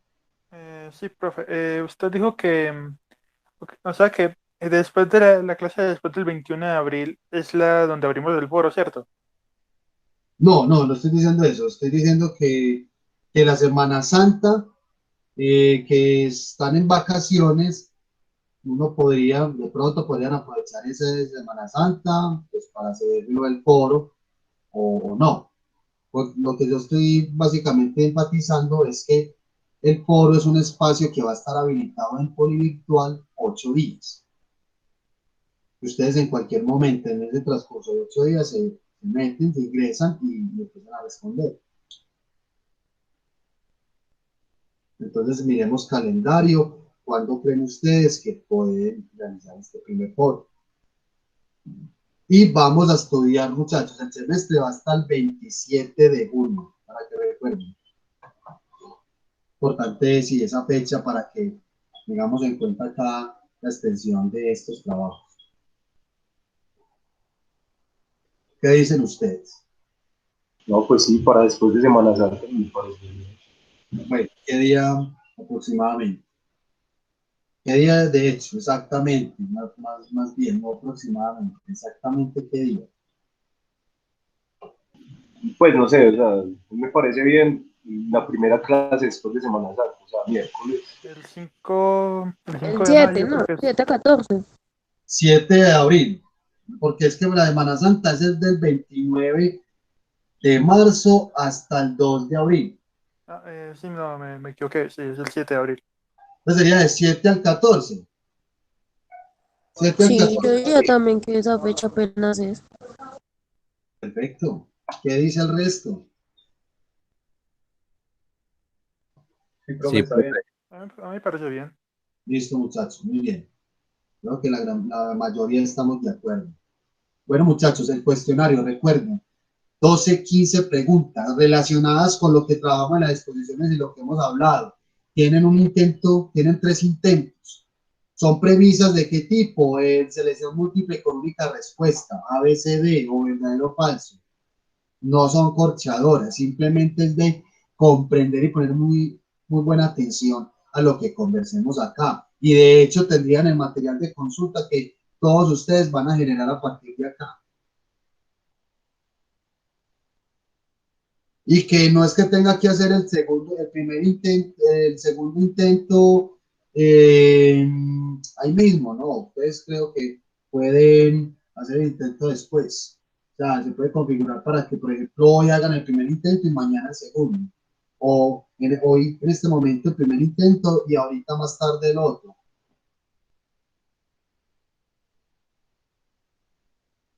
¿Cuándo haríamos este cuestionario? O sea, para ponerle una fecha.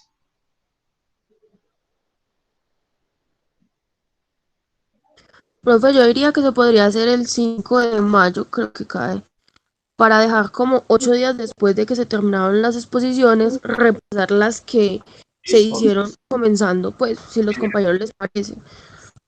Y solucionar inquietudes, excelente. Exactamente. Bueno, ¿qué dice el resto, muchachos? 5 de mayo Parece dijeron bien. por acá. Sí.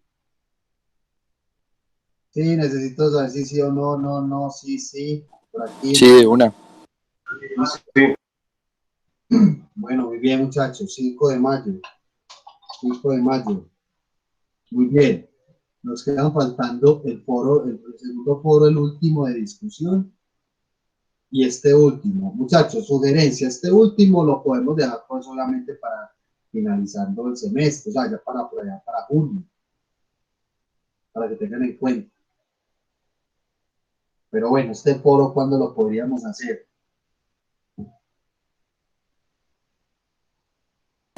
Ese podría ser ya finalizando mayo, ¿no? Fechas. Dime fechas. 26 de mayo, la última semana de mayo. Ahí yo lo coloco acá, 26 de mayo al 2 de junio. ¿Cierto? ¿Están mirando calendario? Sí, 2 de junio, sí. Esa es tu propuesta, muy bien. ¿Qué opina el resto? Sí, también estoy de acuerdo. También, muy bien. Sí, yo también estoy de acuerdo. Listo, muchachos. Ahí está la Profe, mayoría. A ver el chat. pues tengo como algo que decir sobre el último punto. Que no lo hagamos Sí. muy tarde porque, pues usted sabe que nosotros con el núcleo y todo eso ya hemos escogido antes de terminar el semestre, entonces para no estar ahí penando por esta última nota. Perfecto. Muy tarde. Bueno, yo que les sugiero a ustedes, muchachos, que, bueno, desde luego que para esto tendríamos asesoría. Yo les voy a hacer asesoría a ustedes, ¿cierto? A este último punto. No es un trabajo muy grande, es un trabajo más de creatividad. Pero uno entiende que trabajos que tienen componentes creativos tienen un tiempo, ¿cierto? Yo qué les sugeriría, mirando el calendario, espero que lo estemos mirando en este momento.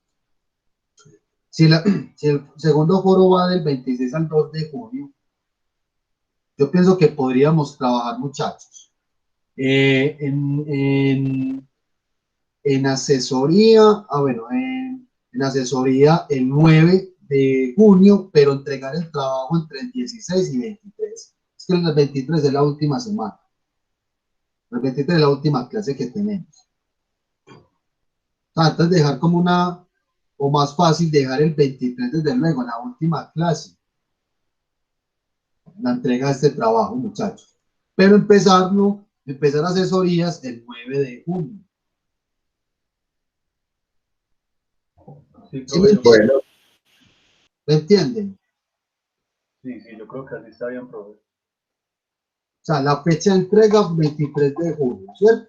Ese día más tardar se entrega durante todo el día. Pero el 9 de junio haríamos asesorías. O 9 y 16. No hay ningún problema. Eso lo vamos cuadrando. Pero ustedes ya van conformando sus grupos, ¿cierto? Digamos, yo les voy a dar desde luego con tiempo de anticipación las pautas de este trabajo, ¿cierto? Les voy a mostrar también ejercicios interesantes, muy bien elaborados de sus compañeros. Van a dar cuenta que no es algo, pues, muy ostentoso, muy fuera de foco en términos de la cantidad de trabajo, pero es un ejercicio que todos disfrutaron de hecho, ¿cierto? Y que muy seguramente ustedes lo van a disfrutar bastante y les va a resultar significativo. Muchachos, esta es la concertación de evaluación, ¿estamos de acuerdo? De acuerdo. Sí, profe. Sí, profe. Muy bien, muchachos, ¿me pueden dejar por acá 3 personas, por favor, en el chat? Nombres, apellidos completos y cédula, para yo acentuarlos acá, ya que esta primera clase es de concertación de evaluación y necesito colocarlos acá. Listo, solamente nombres, apellidos y la cédula. 3 de ustedes nomás. Listo, para que me los dejen entonces acá. Santiago Mejía, muy bien. Para que ustedes vean que voy a consignar esto rápidamente aquí en el formato. ¿Quién más? Me falta uno. Tengo a Sara y a Santiago. ¿Quién más, chicos, por favor?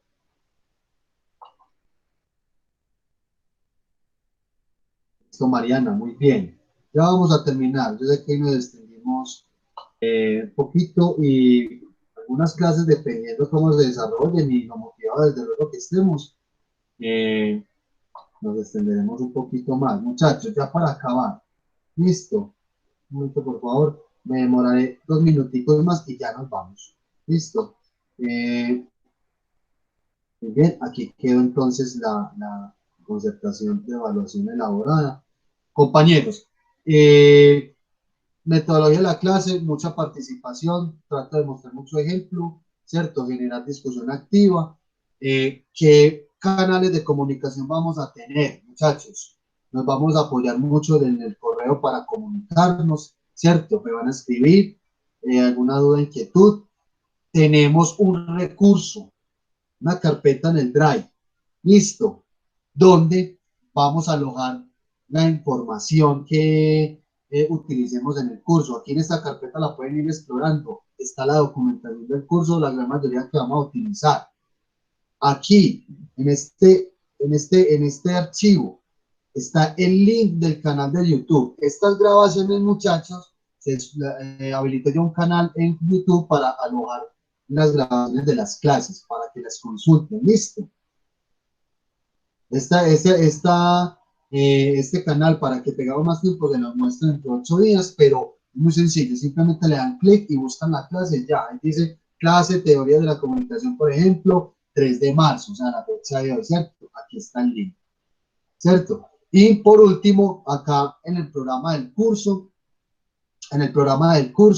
va a estar la concertación de evaluación. O sea, este archivo que acabamos de ver, el archivo que estábamos viendo ahorita y clase a clase, y lo que estamos haciendo en la concertación de evaluación va a estar acá para que la consulten. Listo. Y por último, muchachos, yo soy el coordinador del semillero de investigación en Coding, un semillero que trabaja la comunicación digital y la viralización de contenidos digitales, es decir, con los chicos hemos venido trabajando todo un tema de los memes, ¿cierto? Y de cómo es que se viralizan ciertos contenidos y ciertas informaciones. Es un espacio que queda abierto para que ustedes participen, ustedes ahí pulen capacidades, fortalecen mejor capacidades investigativas. Hemos tenido experiencias muy significativas porque participamos en un congreso internacional, también en uno nacional, exponiendo todo lo que hemos hecho. Yo aquí les dejo el link, ¿cierto? Para que ahorita, cuando quieran, exploren algunos de esos contenidos, y aquellos compañeros o compañeras que quieran pertenecer al semillero y para ampliarles más información, me contactan por correo diciéndome que quieren participar en el semillero y yo ya los contacto, muchachos. Listo. Un espacio que vale la pena aprovechar y desde luego estamos abordando todos estos asuntos que hemos venido trabajando en teoría de la comunicación, en teoría de la recepción, en investigación, en diversas asignaturas.